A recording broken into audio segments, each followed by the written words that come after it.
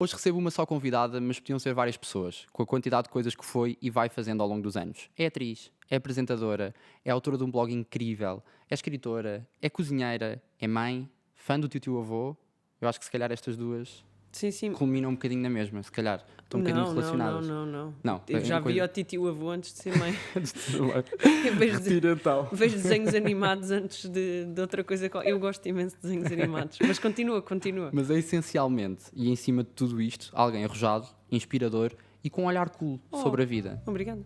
A minha convidada é um exemplo em vários sentidos e num em especial que eu admiro muito, o não termos de ser só uma coisa. É a Joana Barros. Economicamente, economia na minha mente. Economicamente, economia na minha mente. Economicamente, economia na minha mente. Economicamente, economia na minha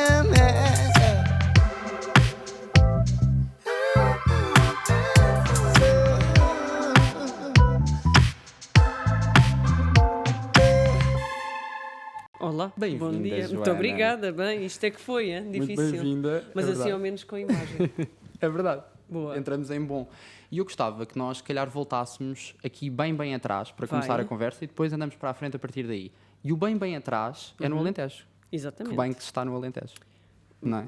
Sempre. E agora com este êxodo urbano que se verifica, não é? Esta movimentação das populações para zonas mais rurais, com baixíssima densidade populacional, ainda mais, não é? O que é que tu achas que fica de ti que o resto da vida depois nunca te tirou? Do Alentejo, Sim. fica tudo, porque são coisas que fica muito impresso, não é? A vivência da infância, da largueza do espaço, da falta de oportunidades e desta coisa de tu teres de ir à procura dessas oportunidades noutro sítio. E assim uma boa metáfora para a vida é a metáfora da planície alentejana, não é? Tipo, é extremamente vasta e Completamente. não tem um limite. Portanto, eu acho que se calhar perdi muito tempo a olhar para... Perdi não, ganhei. Muito tempo a olhar para a planície e a perceber que lá ao fundo parece que se vê o mar. E se isso for verdade, então tens uma vista desafogada de 150 km, por exemplo. E isso metaforicamente falando, é muito interessante. É Esta muito coisa interessante mesmo. de não te sentires fechado, oprimido, constrangido, encerrado e, acima de tudo, limitado. Portanto, sim, tem muito Tornaste interesse. a ver o mundo com uma clareza e com uma... Não sei Fica impresso em ti essa ideia do horizonte, se calhar, um bocadinho. Sim, esta coisa assim Filosoficamente. muito louca da ambição ou de tu achares permanentemente que não tens... Ou seja, que a coisa não termina ali. Que se calhar termina muito mais à frente. Antes do confinamento, eu estava a fazer... estava a iniciar-se uma performance dirigida pelo André Teodósio, do Teatro Praga, com o Paulo Pascoal, a Aurora Pinho e a Ana Tang. O Pascoal que escreveu agora um artigo incrível para a página do Economicamente. Ok, Um artigo incrível. inacreditável. Eu A juntar drag queens com o lado do negócio que envolve. admiro loucamente o Paulo e é uma pessoa a quem eu tenho o prazer e o privilégio de poder chamar amigo, e isso é incrível. E uma das coisas que estávamos a falar, ou seja, esta performance tem contornos muito específicos, e uma das coisas de que o André falou como referente para a performance era pensar que há pessoas que têm mais história do que geografia. E eu acho que o Alentejo também é essa boa metáfora, é teres mais história que geografia. Espera aí que este microfone está aqui malfunctioning, Tá. mas está-se bem. Eu vou pô-lo aqui. Sentes que está a cair?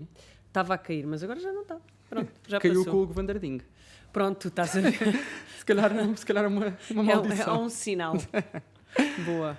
Mas é isso, não ter... E é uma frase da qual gosto muito de me lembrar, que é esta coisa de teres mais história do que geografia. O cultivo do interior, das vivências, das experiências, disso tudo. E não apagares as memórias estão todas lá. Isso é incrível. Tens Mas já de aprender a lidar com elas, acho eu, não sei. eu no outro dia falava com uns amigos que são músicos e Ok. eles diziam-me era completamente impossível ter sucesso na música se não tivéssemos vindo para Lisboa, se tivéssemos ficado num Alentejo, ou num Algarve, ou num interior. E até que ponto, não é? É que isto é... eu não quero dizer justo, mas vou dizer, já disse. Eu hoje em dia acho que com a velocidade a que a informação circula, acho que já é possível conseguir fazer algumas coisas desde zonas menos centrais ou fulcrais. Pensemos assim. Aliás, eu tenho um exemplo muito claro. O Rui Horta, o Espaço do Tempo, o Rui Horta coreógrafo, o Espaço do Tempo, Centro Coreográfico em Montemoro Novo, espaço de residências artísticas, tem para mim e para a minha ideia de vida, história e trabalho e escolhas profissionais um impacto brutal. Eu vou explicar aqui a arquitetura deste móvel. Não está a facilitar Se calhar eu vou aí. este tripé. Não, espera aí, nós temos de fixar isto um bocadinho melhor. Porque... Ora, bora lá. Chatíssimo. Não. Achas que está? Acho que sim. Aguenta-se. Eu estava a dizer-te que o Rui Horta e o Centro Coreográfico do Rui, o Espaço do Tempo, é um espaço que desde 1998, 99 atrai para a cidade de Montemoro Novo artistas, companhias, espetáculos, performance, cinema, música, ou seja, atrai criação, e estamos a falar de 20 anos, não é? Portanto, e com uma velocidade de informação que ainda não era esta. Exatamente. As coisas que se podem fazer agora multiplicam-se. A distância geográfica entre Montemoro e Lisboa é muito curta, e se nós pensarmos na nossa dimensão geográfica de território português, percebemos que se tu fores a uma cidade como São Paulo, só para chegares do aeroporto ao centro da cidade, demoras o mesmo que daqui ao Porto, não é? Portanto, tem tudo sempre uma noção de escala, de perspectiva, de dimensão, e é inevitável fazer este tipo de comparação e perceber que há determinados setores de atividade onde é possível este sucesso num aparente local sem acessos ou sem recursos. Há outros negócios que eventualmente terão mais dificuldade em subsistir. Veja-se o exemplo do restaurante dos meus pais, que há 22 anos atrás já praticava uma série de coisas que hoje em dia estão muito em voga e que são aquelas coisas que as pessoas procuram. Eu não tenho dúvidas absolutamente nenhumas que se o restaurante dos meus pais existisse hoje, haveria romarias de pessoas a querer ir e a fotografar e com excelentes ratings no Yelp e em todos os no TripAdvisor, etc.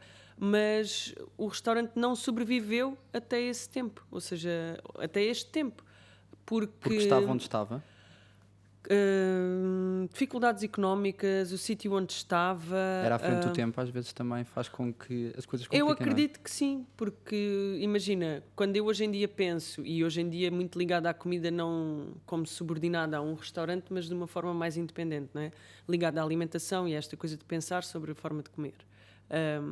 Eu hoje em dia penso que a sazonalidade na forma como era concebida a ementa em 1998, em Montemoro Novo, é provavelmente uma coisa bastante à frente. O facto de nós só consumirmos produtos de produtores locais e de respeitarmos o equilíbrio da produção local para o consumo no próprio restaurante refletia-se, imagina, no preço. Claro. Mas tu hoje em dia já estás muito mais sensibilizado para que há determinadas coisas que têm um preço. Portanto, há uma evolução que se calhar foi feita pelos meus pais, ou tentada este início pelos meus pais, num tempo que não era aquele. Estamos sempre assim um bocado a ajustar-nos e perceber que há negócios, ou seja, no caso do centro coreográfico, o centro coreográfico não é um negócio, não é? Tipo, estamos a falar Sim, de outro tipo de área de atividade. Para a criação artística é incrível tu poderes ter um espaço onde estás livre de tarefas domésticas que oprimem a ideia de criar, não é? E podes tentar absorver só a ideia de estares dentro de um convento. Não, isso é inacreditável. Portanto, E que não é possível se não for ali. É uma coisa que... chegas a um teatro e é uma caixa preta. Exatamente. Portanto, chegas ao palco de um teatro e é tudo preto. Aquele espaço tem de ser muito polivalente, não precisa de ter história, não precisa de ter... ou seja, anulou-se toda essa geografia do próprio espaço de representação para esta ideia de que tem de ser tudo nulo.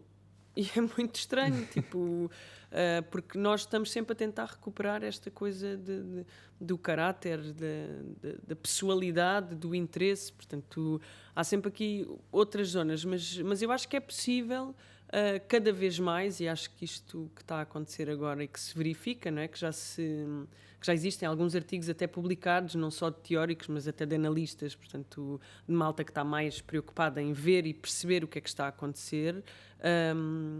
E mesmo no território, na geografia e no território português, já há muito este êxodo, esta procura de um espaço mais natural, E ainda digamos bem. assim.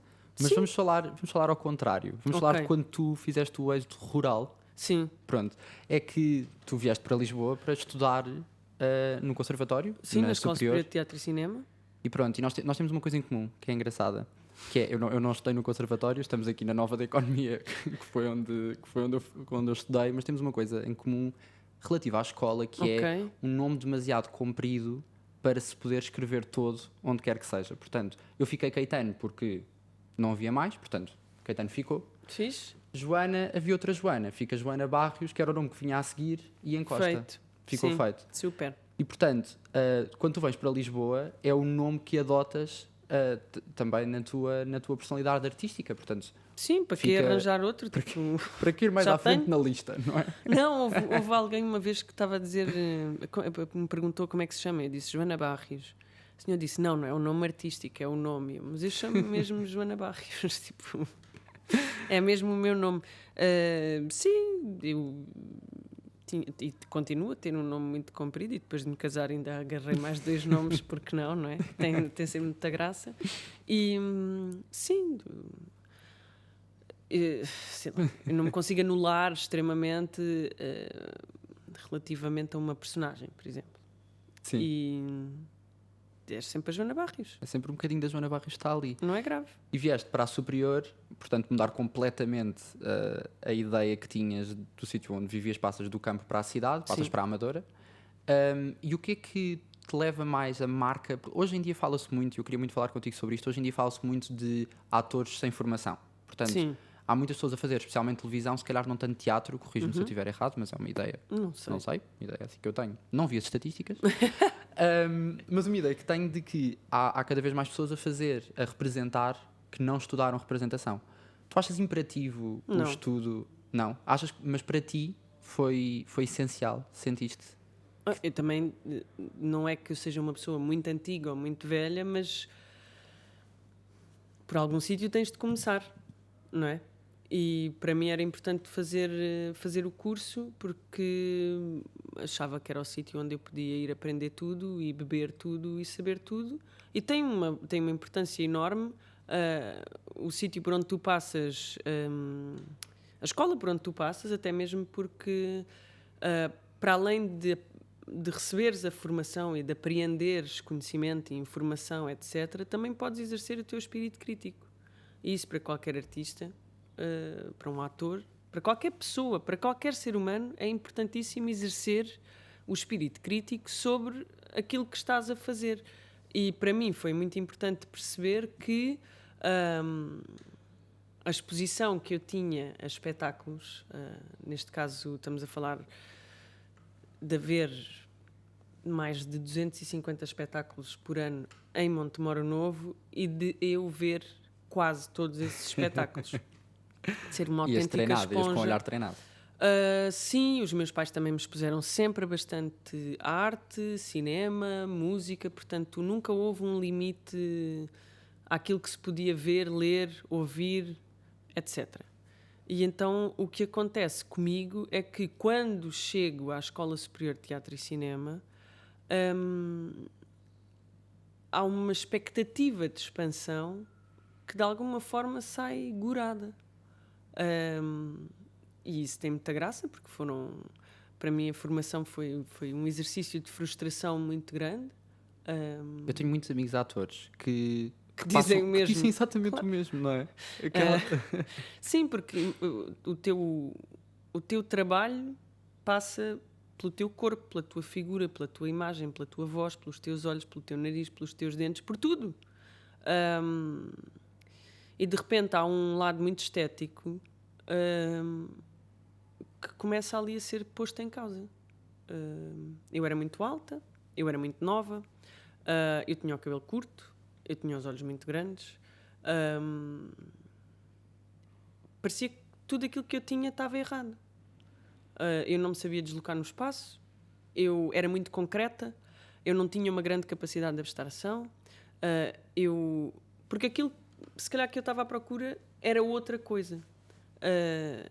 E ao longo dos anos e do caminho que vais fazendo, etc., também vais percebendo o que é que tinha de ser, ou porque é que aquela frase naquele dia, ou aquilo que tu ouviste, não sei quantos, aquilo... E eu tenho muita presença de espírito, sempre tive muita presença de espírito, portanto era muito divertido quando às vezes me diziam alguma coisa e eu tipo riposta logo. E isso também era uma coisa que não granjeava grandes sucessos.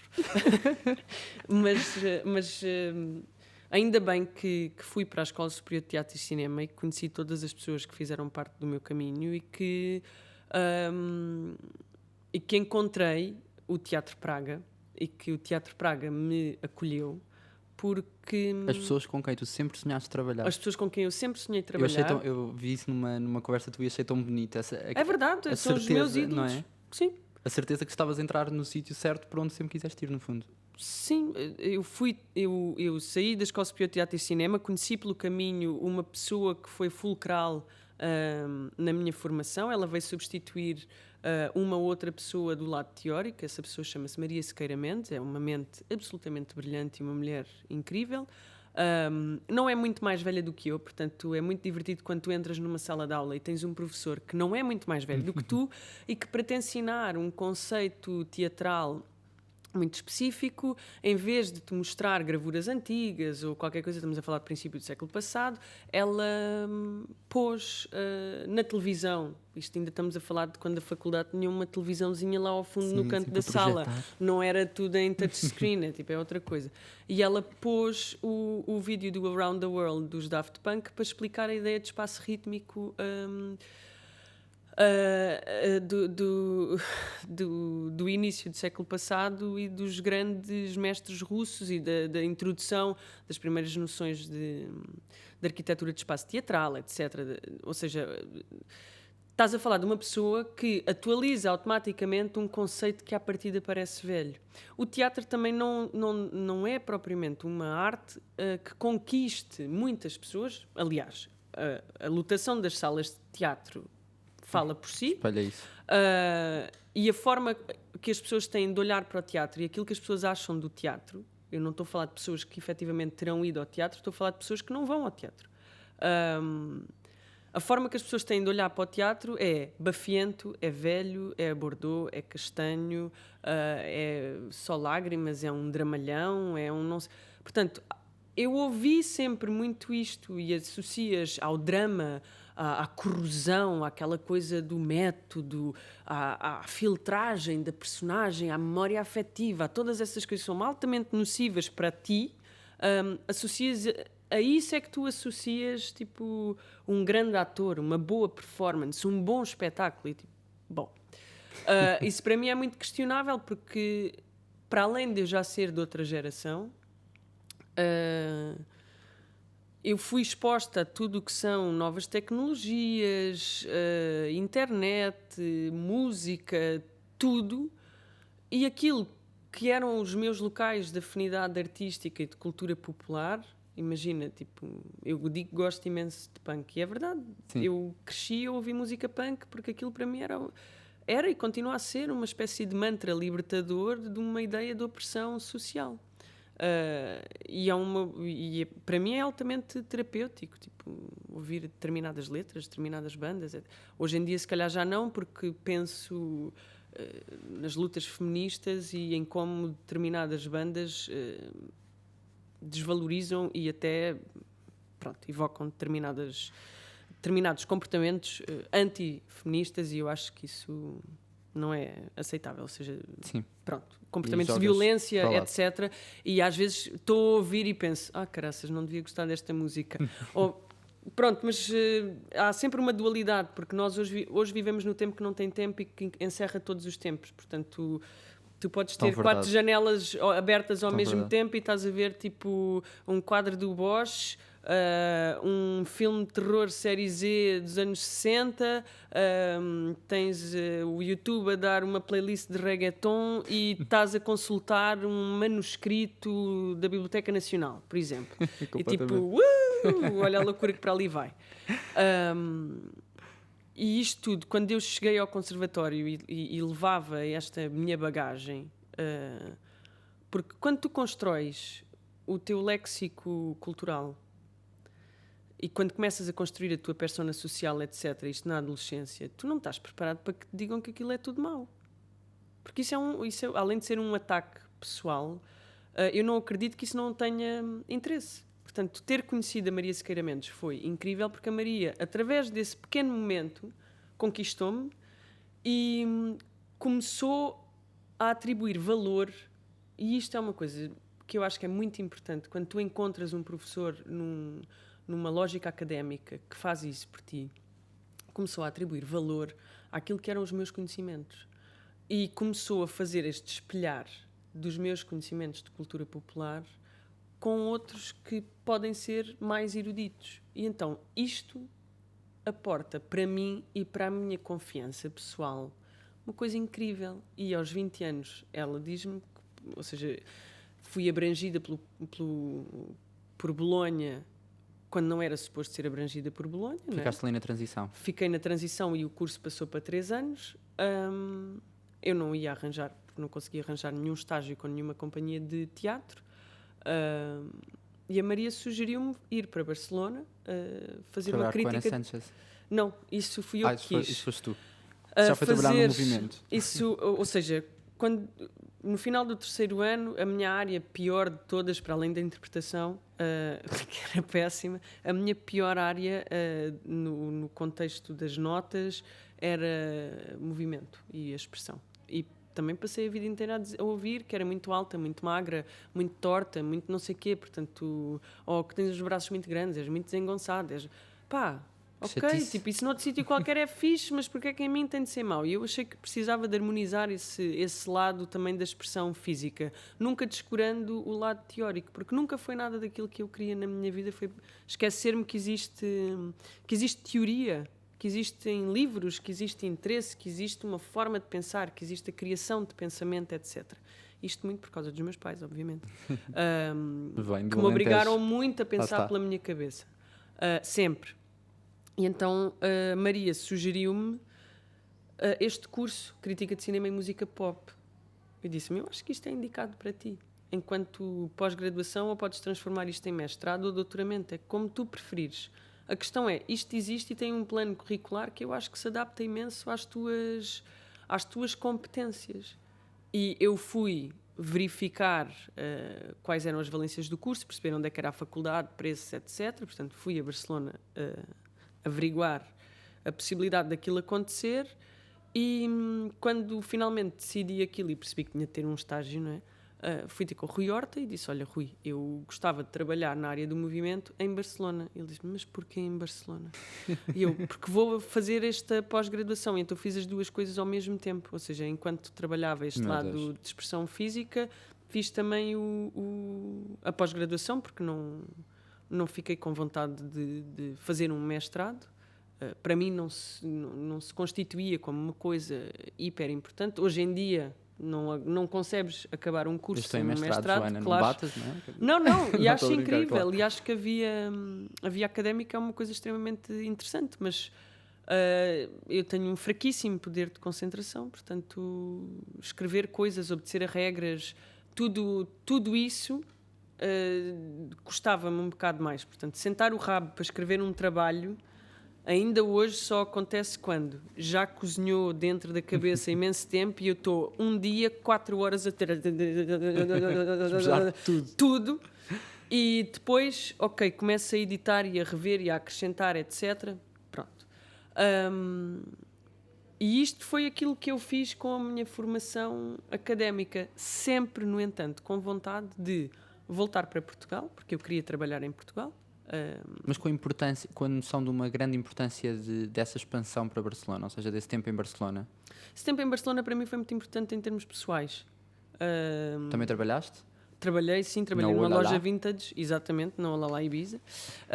Trabalhei durante quase 3 anos com o Jean-Claude e com toda a gente da loja.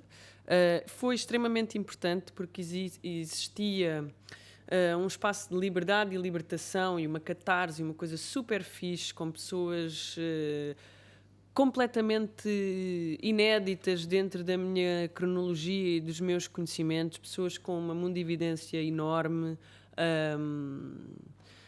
Lisboa ainda não era esta cidade borbulhante, etc. Nessa altura Barcelona cumpria bastante esse papel que Lisboa tem assumido e agora, pronto, não sabemos.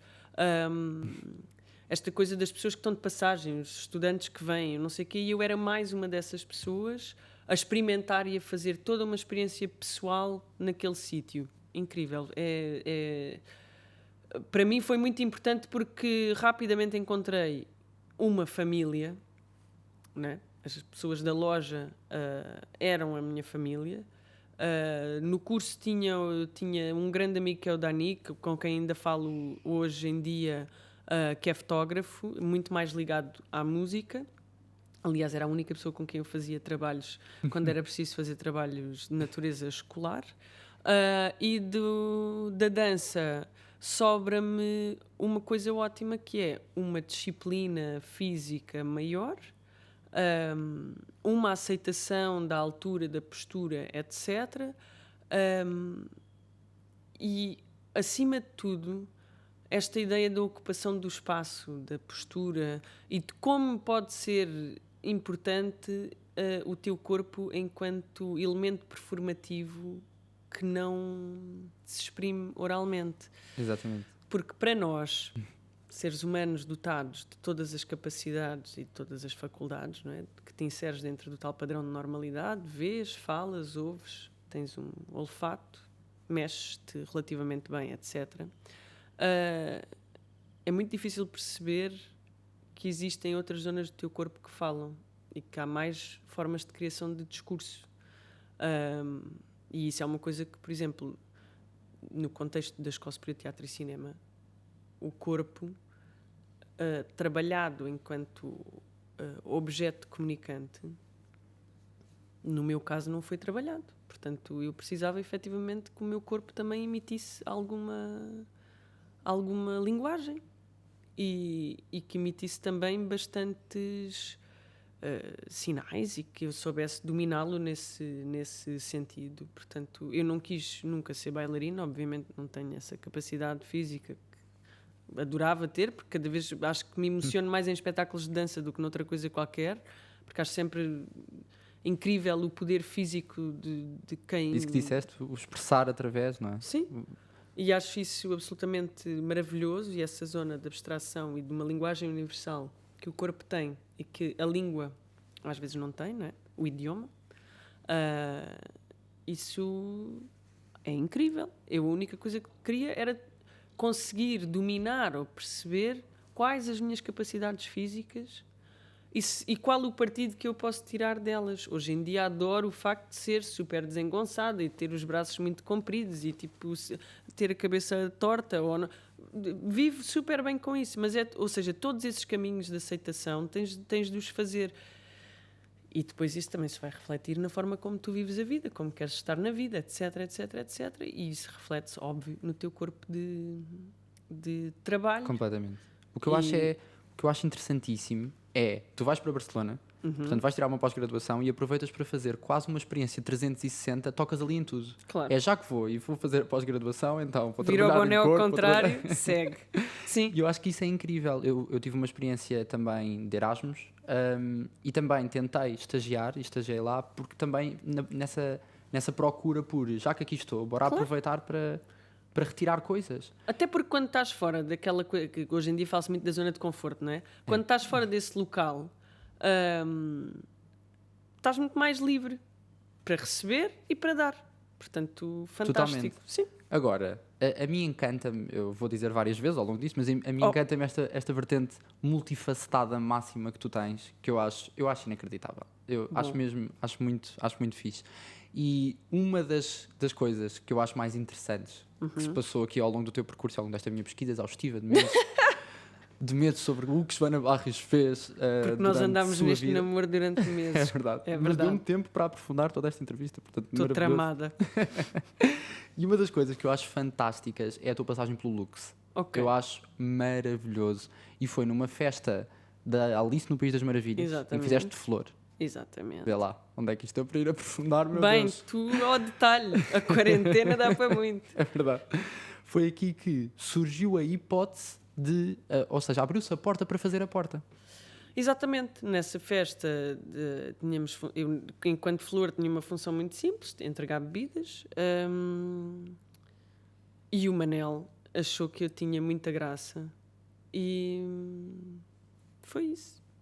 Convidou-me, começou a namorar-me para me convidar.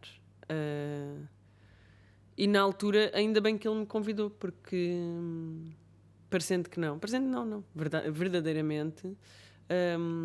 O Manel Reis foi um grande mecenas de muitos artistas. E pegava Através- no não óbvio. Sim, não é? através destas coisas que ele fazia, tipo, agora vens para a porta. É claro, eu trabalhando ali, uma posição ingrata às vezes e difícil, etc. E não deixa de ser um trabalho e tens muitas responsabilidades. Tens de ser a mulher de César. Estás a ver? Tipo, como... Completamente. Pronto. Completamente. E estando a trabalhar ali, eu tinha a hipótese de ter um ordenado. E trabalhava 3 noites na semana. O que, dentro daquilo que eu sempre encarei como esforço necessário para o exercício da minha profissão, porque eu sempre soube, e foi a primeira coisa que toda a gente me disse quando eu quis ir para a Escola Superior de Teatro e Cinema e enverdar por este mundo da performatividade, de ser atriz, da companhia de teatro, dos espetáculos. Foi sempre isto, foi. Vais ter uma vida muito difícil. Porque o trabalho não vai ser certo. Vai ser difícil. Tens de te mentalizar que vai ser difícil. E eu parti logo com essa, assim, tipo, sabes, com essa bagagenzinha. Logo, Fui sei para o logo- que vou e não vai ser fácil vingar aqui. Eu sabia logo à partida que ia ser complicado. Portanto, o facto de eu parecer extremamente multifacetada, no fundo, é só o teu instinto de sobrevivência a funcionar. Eu tinha claro que não queria voltar para a casa dos meus pais. Tinha claro que os 2 ou 3 espetáculos que fazemos por ano, em termos profissionais e artísticos, para mim são a minha prioridade, ou eram até nascerem os meus filhos, naturalmente, eram a minha prioridade. Portanto, eu sacrificaria tudo para fazer aqueles espetáculos com aquelas pessoas. Se tivesse um trabalho a servir à mesa, ou num restaurante, ou numa loja, ou numa agência de publicidade, que foi uma coisa que eu tentei várias vezes pensar como é que podia fazer. Inscrevi-me uma vez para trabalhar no Hard Rock Café. Ou seja, se fossem coisas deste género, Sim. mesmo trabalhando por turnos, eu nunca teria disponibilidade horária para ensaiar. Ensaiar um espetáculo de teatro são muitas horas. Nós começávamos por volta das 2 da tarde e terminávamos à meia-noite. só que eu acumulo a função de fazer figurinos. Portanto, É o período verdade. da manhã acumulo a função com todo o gosto e com todo o amor. É mais uma linha discursiva do espetáculo que eu posso contribuir para. É incrível, é a mesma coisa incrível, porque o espetáculo é visto como um todo, não como tu fazes isto, dizes estas frases, depois sais. Isso não existe, é tipo... Existe um espírito de comunhão e um espírito de entreajuda que faz com que o espetáculo progrida e seja bonito e seja aquilo que tu depois vês. Totalmente. O trabalhar no Lux, e o Manel sabia perfeitamente disso, era aquilo que me permitia fazer espetáculos e estar disponível para criar arte. E para um dia, eventualmente, poder bater as asas e seguir para outro sítio. Nunca vais pondo o pé, ou seja, é sempre aquela coisa, parece que vais a atravessar um riacho nas pedrinhas, estás a ver? Sim. O Lux era aquela pedra grande onde eu podia pisar às vezes nas pedras pequeninas e perceber se ali estava bom ou não e voltas outra vez para a pedra grande. E o Manel ajudou-me muito só pelo facto de eu poder trabalhar naquele sítio 3 noites por semana e durante o dia ensaiava. As minhas rotinas quando eu trabalhava no Lux eram: à quinta-feira tinha um horário de trabalho, se estivesse a fazer um espetáculo, um horário de trabalho normal, ou seja, tinha trabalhado de manhã, à tarde, à noite e entrava à meia-noite, saía às 6h30, 7h30 da manhã, ia à casa, tomava um banho, dormia um bocado, porque já tinha organizado, imagina, tudo aquilo que tinha para fazer de figurinos ou decorar texto nas outras manhãs da semana, nas Exato. outras 4 manhãs. Depois ia para o ensaio, ensaiava tarde, noite, Lux, exatamente a mesma coisa. E ao domingo ensaiávamos tarde e noite, e eu ao domingo não dormia um bocadinho de manhã. E quando saía à noite dos ensaios, dormia e na segunda-feira acordava tipo às 8 da manhã, normal, e era mais uma semana. As férias que eu tinha do meu contrato de trabalho normais eu utilizava para as carreiras dos espetáculos, ou a semana antes de estrear poder estar mais disponível. Portanto, a porta do Lux, do ponto de vista artístico, é fundamental para o sítio onde eu estou hoje em dia, e do ponto de vista profissional é uma das experiências mais enriquecedoras que tive na vida. Foi num tempo ótimo, na idade certa, com a única pessoa com quem eu poderia entrar nesta aventura. O Manel era uma pessoa em quem eu confiava cegamente e ainda bem que existiu. Foi o momento mais incrível da minha vida. Foi tipo eu dizer aos meus pais que ia trabalhar para uma discoteca e os meus pais olharem para mim tipo, tu Não és assim Como de sair assim, assim tanto. E eu, não, é super divertido, vai ser mega fixe, vai ser ótimo. E eu também gosto muito de me atirar para fora de pé. Por isso está fixe. Eu acho que deve ter sido inacreditável. Foi maravilhoso. Conheci pessoas ótimas, conheci realidades que não conhecia e, acima de tudo... Conheceste o teu marido. para Olha além lá. disso, essa história é Imagina. famosíssima.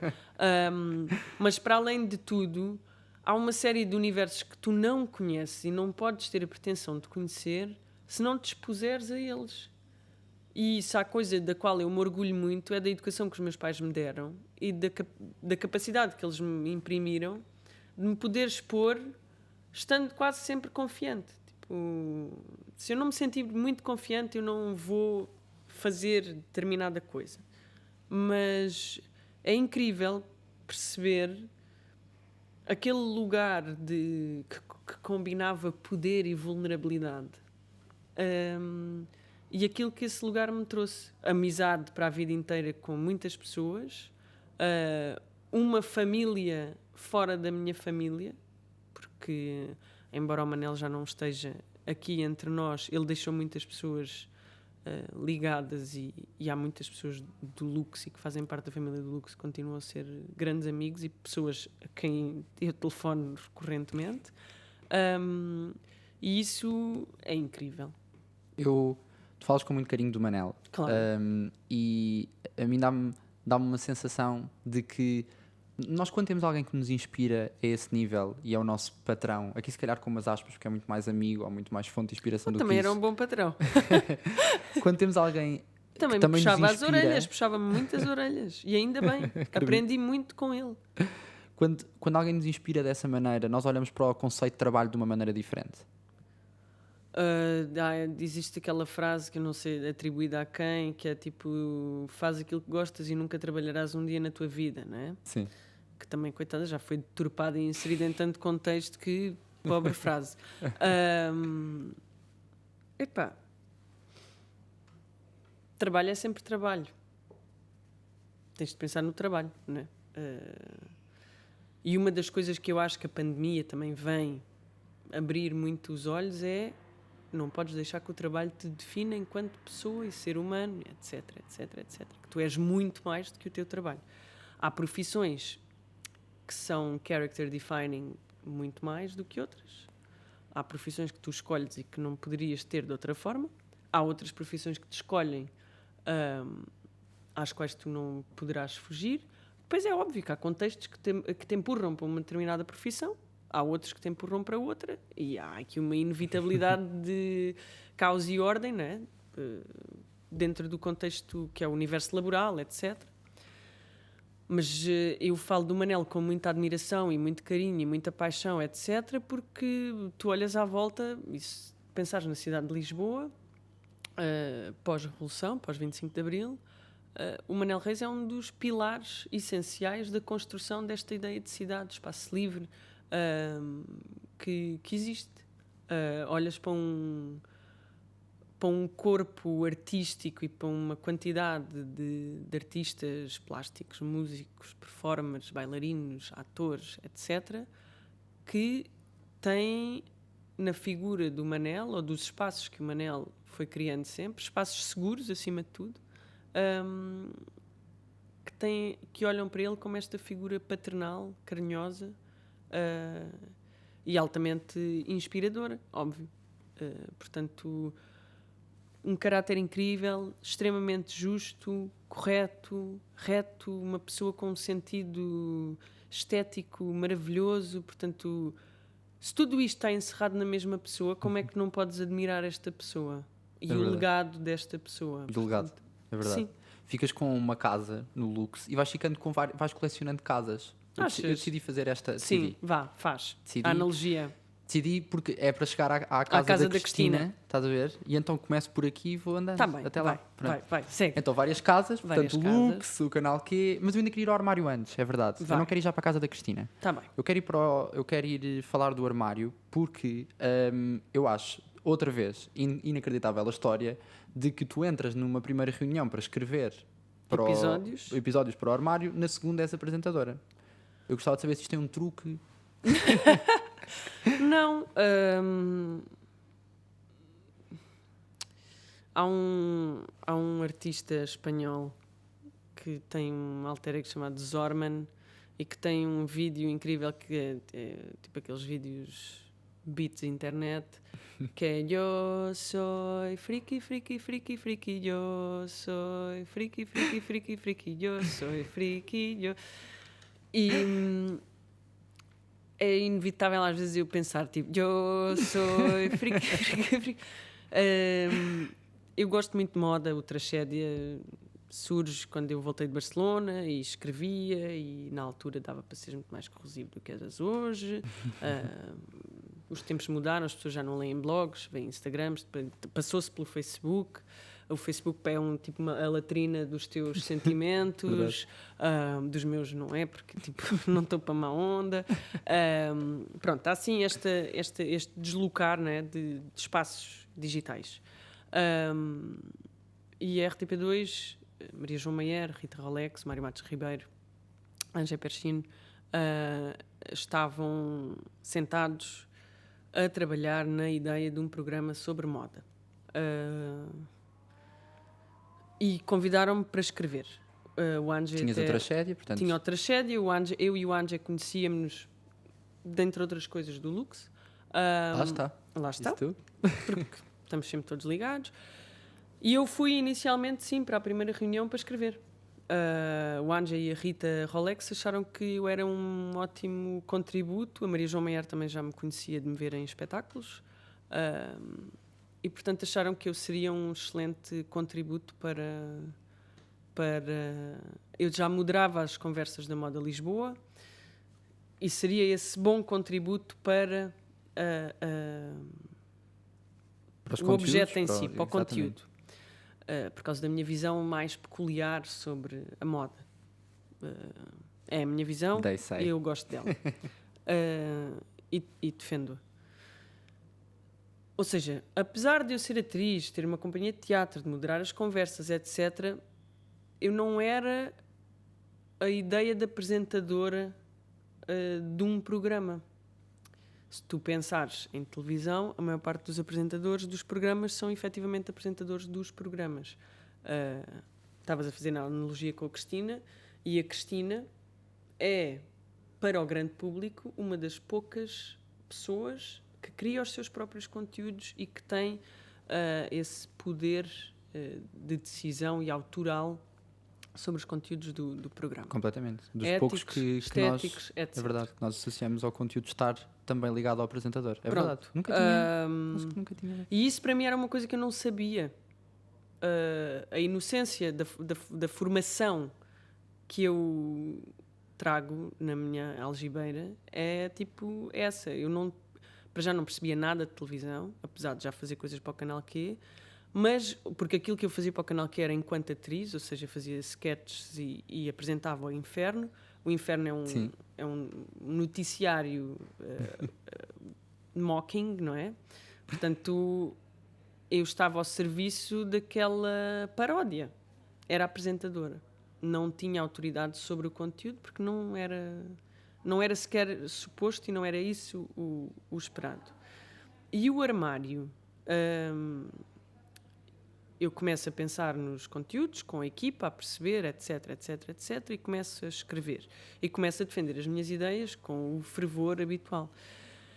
E, de repente, alguém diz, mas porquê é que não é a Joana a apresentar?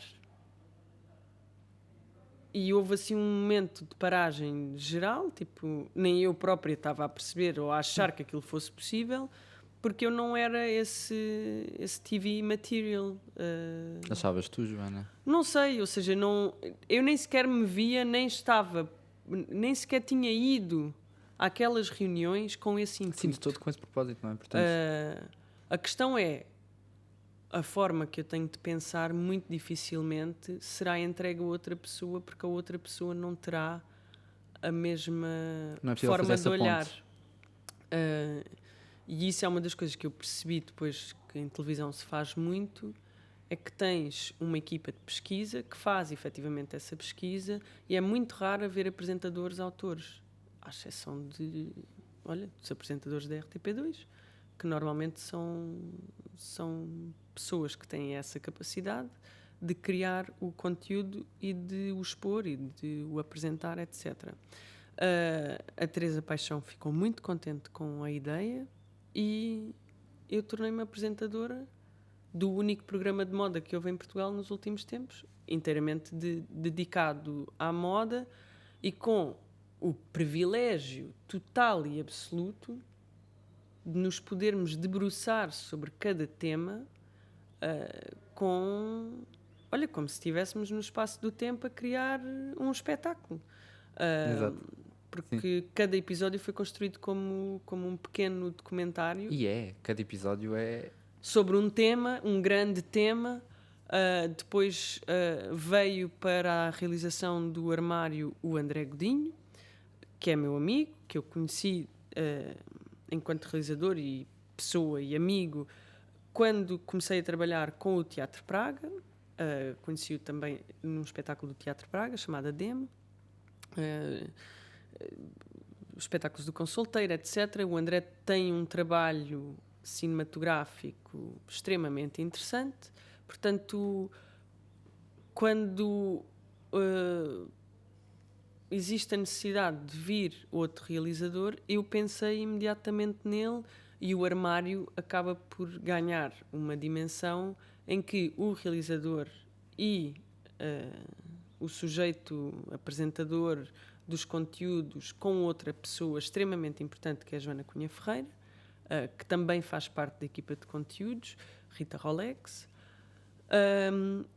Nós, os três, e a Rita, de uma forma mais satélite, começamos a ganhar ali uma engrenagem que faz com que, se calhar, a meio da primeira série se note essa diferença, e depois, na segunda temporada, já tens Completamente. esse lado em que nos demos ao luxo de criar uma coisa que eu chamo o Nowness das dúzias, que são aqueles pequenos momentos em que fazes a ponte de uma entrevista para outra, defendes o teu ponto de vista, etc., mas sempre com um devaneio estético, uma performance, etc., e isso é lindo. O Armário é dos projetos que eu tenho mais queridos, talvez o mais querido de todos, e é mesmo uma zona do meu trabalho, da qual tenho muito orgulho e que adoro. Por mim, continuaria a fazer uma temporada de Armário por ano, para sempre, porque os temas e as questões efetivamente fraturantes de moda e sobre moda não param de surgir, e mesmo em tempos de confinamento, clausura, pandemia, tudo aquilo que está associado à ideia de te vestires, e tendo a linha de conta que existem redes sociais e que tu estás sempre broadcasting, não é? Estás sempre a emitir comunicação. Tens de estar sempre linda em casa, não é, Joana? Imagina, Linda em Casa é uma paródia a esta ideia de parou tudo, mas as pessoas continuam a sentir necessidade de se sentirem bonitas, de se valorizarem, de se arranjarem. Portanto, nós continuaremos, desde que a Eva decidiu comer a maçã, continuamos todos a vestir-nos. Se a Eva nunca tivesse comido a maçã, não havia uma das indústrias mais poluentes e mais importantes da história da humanidade. Portanto, temos aqui já são os tais 50 tabs abertos na minha cabeça. Continua. Casa da Cristina, não é? Vamos? Bora. Se calhar podemos ir. É porque eu ia dizer que tanto no canal Q como no Armário os conteúdos são muito mais de nicho, não é? Sim. E de repente abre-se aqui um convite, porque tu vais cozinhar para a casa da Cristina. Sim. E o que é que tu pensas quando fazem este convite? Não é? Porque um bocadinho fora, Achei mais uma super vez... divertido. Mais uma vez um bocadinho fora, se calhar, daquilo a que tu estás habituada. Para já isto só Não sei, tu revela estás uma habituada a coisa... ser fora, não é? Isto revela uma coisa da parte da Cristina, que vivemos num contexto em que as pessoas se valorizam muito pouco e que gostam de não valorizar o próximo. Eu já tinha escrito muitas vezes sobre a Cristina e sobre como eu admiro a Cristina e o percurso da Cristina e a forma como a Cristina olha para as coisas, vê as coisas, apreende as coisas, percebe as coisas. E, acima de tudo, uma coisa que ela tem, que é, ela está lá na frente. Sempre. Pronto. Há poucas pessoas que têm isso. Ela tem. E a Cristina também tem outra coisa que é pouco comum, que é, consegue apreender o outro e dar-lhe espaço. Não o quer anular, não o quer transformar, não o quer alterar. É dar-lhe espaço. E esse espaço é um espaço de conforto. É um espaço em que a curadoria desse espaço é da tua responsabilidade. E eu adorei quando ela me apresentou todas estas premissas para eu assumir este papel que hoje em dia se agigantou tanto. Também tem muito de performer, não é? Sim, eu só consigo fingir que sou cozinheira, que ela está sempre a dizer, não és cozinheira, és a chefe da minha casa. E de facto, sim, é um... Mas lá está.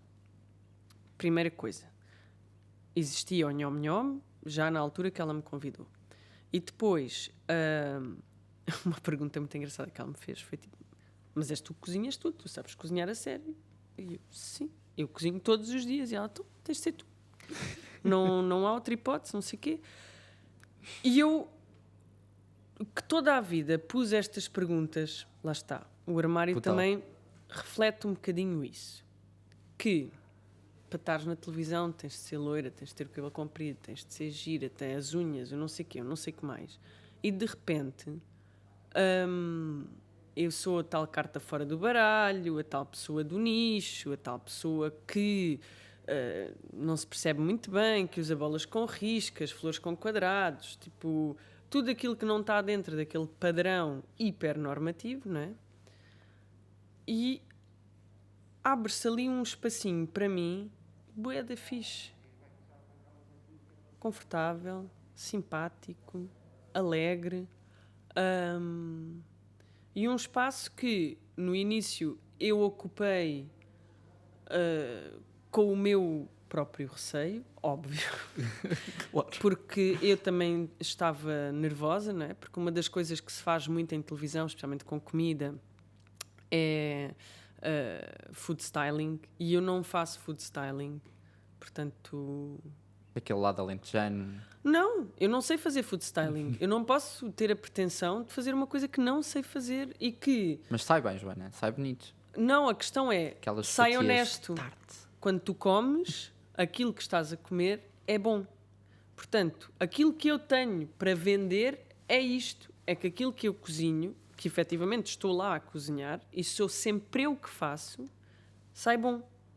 Pode às vezes ter um aspecto feio, pode partir-se, pode...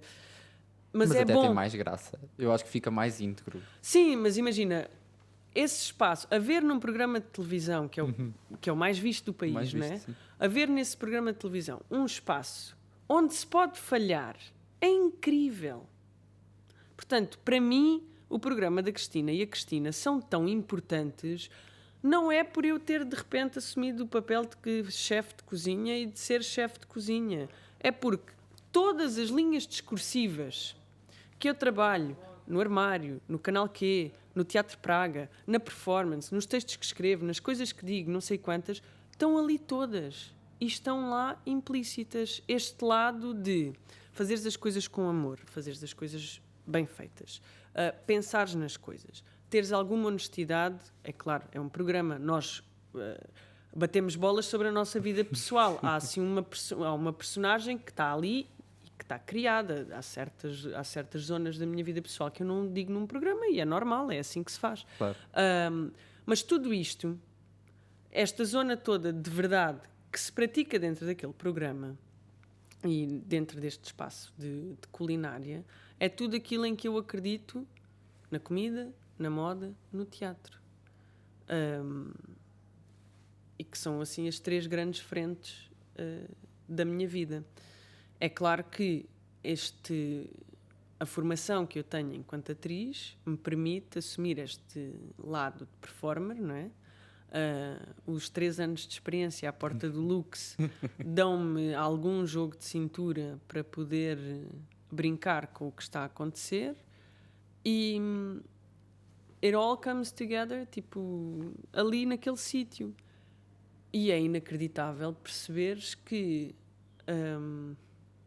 para mim é inacreditável perceber que a Cristina quer estar à frente, gosta de estar à frente, luta por estar à frente, por fazer mais. Há dias em que eu sugiro coisas e ela desafia-me a fazer outra coisa que se calhar para mim é super difícil, e eu vou fazer 10 vezes em casa para chegar lá e ter a certeza que vai acontecer. A batalha de tortas. A Batalha das Tortas. Mas imagina, o ano passado, quando esteve cá o Matt chefe Preston do do Masterchef Austrália, eu vejo o Masterchef Austrália Eu com o meu também. marido. Incrível. E víamos, porque entretanto eles saíram todos e não sei o quê, Incrível. e nós adorávamos o Matt. Eu chamava-lhe o Pomposo, dizia, então o que é que o Pomposo está a fazer, não sei o quê. Por causa dos lenços e daquela forma dele de estar, muito divertida, etc. E telefona-me a Cristina e diz assim, tens de vir ao programa. E eu, mas é a primeira semana que eu vou ter tempo de férias. E ela, não, é uma surpresa, vais-te passar, não sei o quê. E de repente a Paula, que é a Paula Ramos, do programa, diz-me assim, não, é o Matt Preston, do Masterchef Austrália. Vem cá e vem ao programa.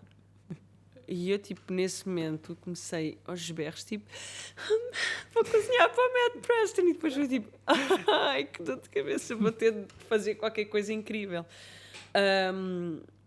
Vi depois nas redes sociais dele que ele estava a preparar, ou seja, estava a preparar vários lançamentos de um livro dele, e que estava a passar por todos os sítios gastronomicamente interessantes do país. Portanto, achei, não vou fazer uma receita típica, Sim. porque até para as receitas típicas e para um chefe e um crítico gastronómico que passeia pelo mundo todo, há certos aspectos da gastronomia típica com a qual eu me sinto mais confortável, que é a alentejana, que requerem uma explicação e um contexto que dentro do programa se calhar não era possível. Portanto, bora lá perceber como é que isto se vai montar.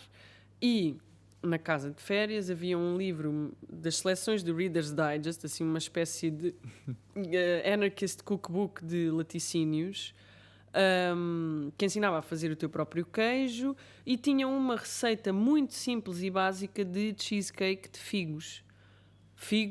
Amo figos Amo figos também. Estou nessa. sazonalidade, etc. Isto passou-se fim de agosto, princípio de setembro.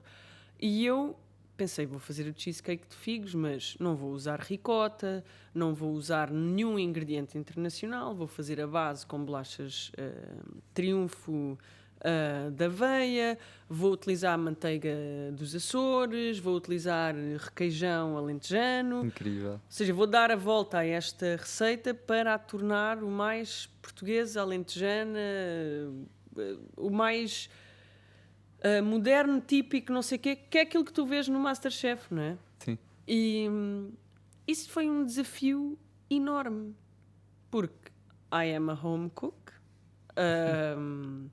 E foi lindo porque ele chegou à sala de maquilhagem e disse-me: eu sei que tu não és chefe, sei que és atriz e que o teu objetivo com isto é trazer as pessoas para a cozinha e fazer com que as pessoas voltem à cozinha e cozinhem.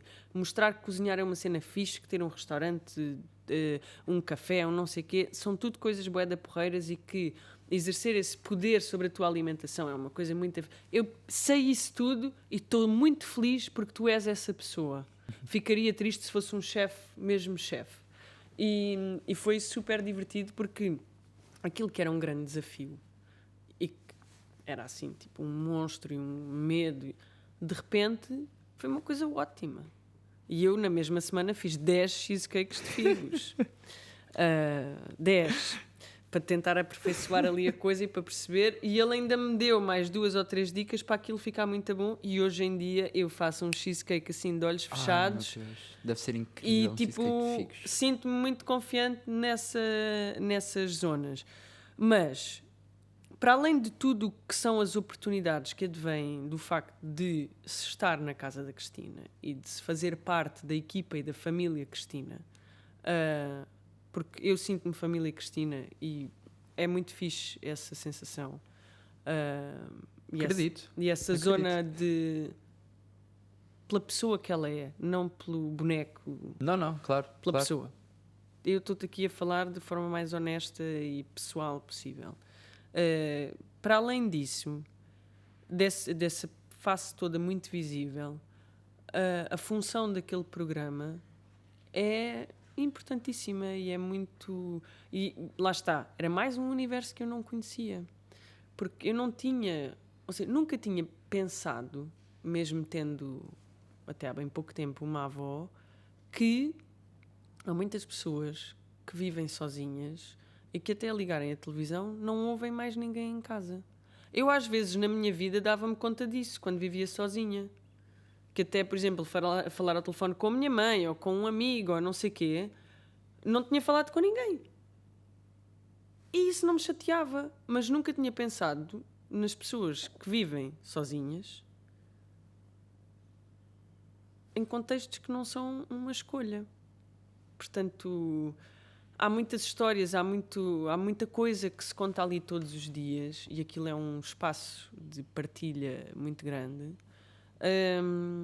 E a Cristina tem uma cena bué da fixe que eu acho que toda a gente devia ter, que é... A Cristina é uma mulher extremamente aberta, amiga, uma excelente compreensão do mundo, é uma mulher que não exerce um policiamento ou uma limitação àquilo que tu queres dizer, àquilo que tu queres contar, àquilo que tu queres exprimir. E isso é extremamente importante e groundbreaking, porque numa sociedade em que se pratica tanto gatekeeping, ela é o oposto do gatekeeping. completamente. E se me dá E prazer passa. trabalhar com uma pessoa assim, dá-me todo o prazer do mundo. E eu acho que passa, que é uma Sim, coisa sim. que é uma coisa que eu acho ainda mais interessante sobre o fenómeno que é a Cristina. É que eu acho que uma vez eu escrevi um artigo também no Economicamente que era chamava-se Ensaio sobre a Confiança, e era sobre a forma como, com tudo o que tem a ver com a pandemia, vários intervenientes de áreas completamente diferentes transmitiam ou não mais confiança. E mencionei o facto do Primeiro-Ministro ter ido ao programa e na altura ter sido altamente criticado em alguns sítios, e eu pensei, há tantas pessoas que confiam tanto Na Cristina. na Cristina, que o Primeiro-Ministro estar ali a dizer aquelas coisas em frente a ela e aquela conversa faz com que efetivamente haja muitas pessoas a mudar completamente de opinião. E escrevi esse artigo e a Cristina comentou esse artigo, que é uma pessoa que eu admiro imenso, portanto foi um momento ali algo, não Porque é? vês, ela vê, ela lê. Uma ligeira festa, não vou mentir. Claro que sim, óbvio. E comentou com: a verdade é transparente. E é engraçado porque é exatamente o que eu acho sobre a verdade que ela própria e tu, Joana, e as pessoas que entram ali, os intervenientes mais aleatórios e os mais, não é? Além de Passa. que se aprende muito com a Cristina e a observar a Cristina e a contracenar com a Cristina. Com toda Eu a aprendo certeza. muito. E aprendo muito também naquilo que será a ideia de currículo oculto do programa da Cristina e daquilo que a Cristina faz. Portanto, ela, é claro que ela sabe, mas porque é uma mulher muito perspicaz e tem essa consciência. E não é. She's unapologetic and I love that. E a Cristina sabe que há muitas coisas que eu aprendo e que hoje em dia até batalho e não sei o quê, porque aprendo com ela.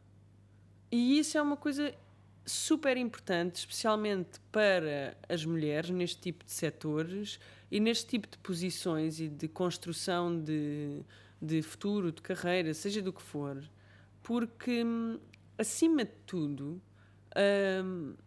defender aquilo que é teu, criares um património, defenderes a tua arte, tudo isso dá muito trabalho. E havendo uma irmandade sólida e havendo zonas onde lá está, a Pedra Grande, onde podes sossegar um bocadinho e estar ali, tipo, é um porto de abrigo, isso é incrível. É verdadeiramente incrível, tenho a certeza que sim, Joana. Estamos a chegar ao final. Yes! Mentira.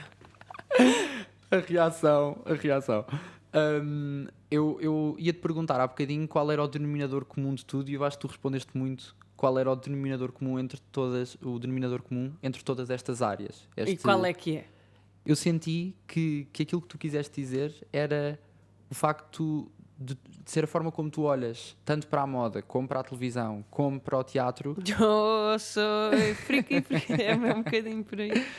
e esse ser um bocadinho o denominador comum. És muito tu em qualquer das multifacetas que eu tenho estado aqui a falar desde o início e a trazer. Portanto, a minha última pergunta fica assim, meio clichê, mas muito com curiosidade, que eu acho que os clichês às vezes são bons. Isso não tem de ser maus. Eu quero saber o que é que tu dirias à Joana que fazia ovos escalfados com uma perna nas costas no Monte Alentejano. Hoje, qual era o maior conselho que tu lhe poderias ter dado? Ou deixava-la sem conselhos?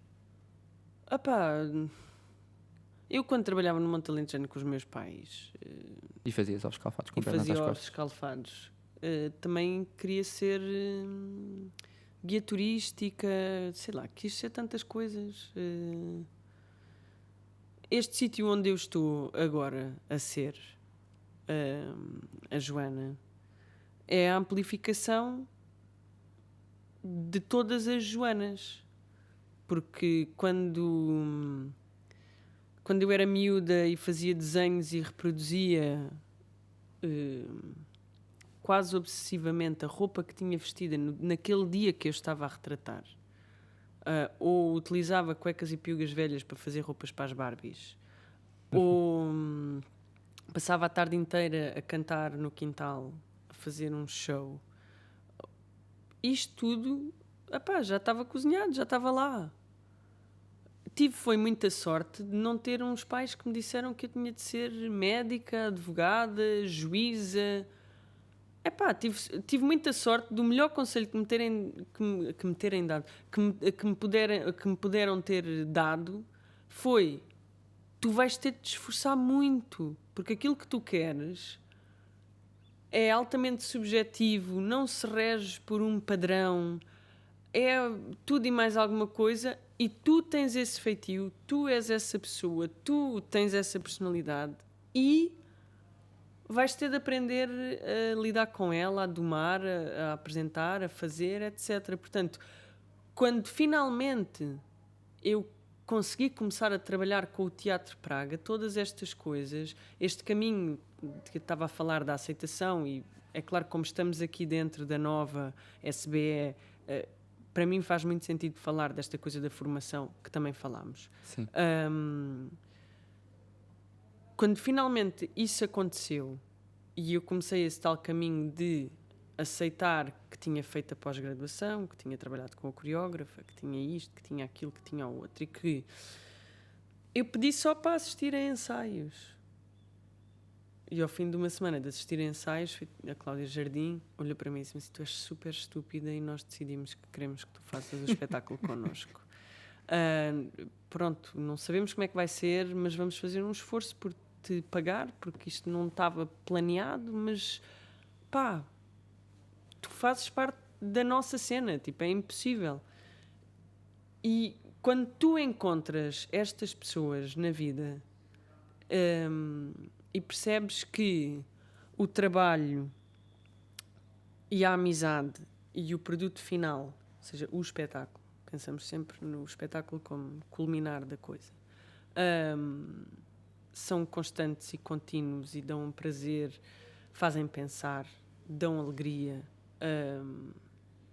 sublinham as coisas importantes da vida e as coisas que não são importantes. Quando tu começas a perceber estas coisas todas e começas a perceber que a tua freakiness, as tuas peculiaridades, os teus aspectos mais singulares, esta tua... Epá, tu és um contributo e és uma mais-valia e encontras o espaço para essa tua mais-valia, isso é incrível. Tipo, quando começas a juntar essas peças todas, e por exemplo, lembro-me de ouvir o meu pai a dizer, se começas a olhar à tua volta dentro de um contexto, por exemplo, empresarial, e começas a perceber que tu não és uma mais-valia, aí o teu lugar estará em perigo.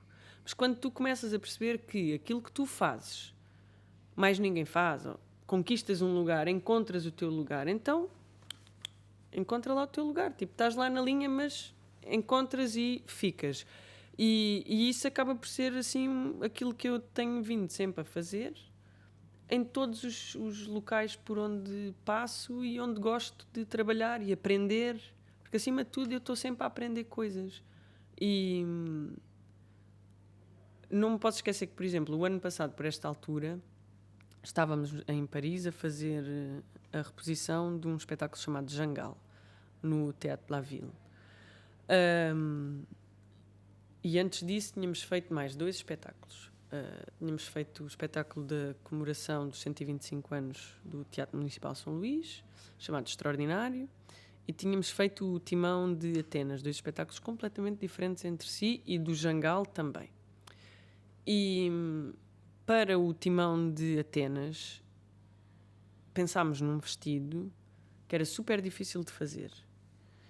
E eu estive com a Rosário Balbi, que é a costureira com quem trabalho sempre, 4 dias com um vestido pendurado num cabide da teia, a tentar perceber como é que nós podíamos armar um diâmetro de 6 metros num vestido.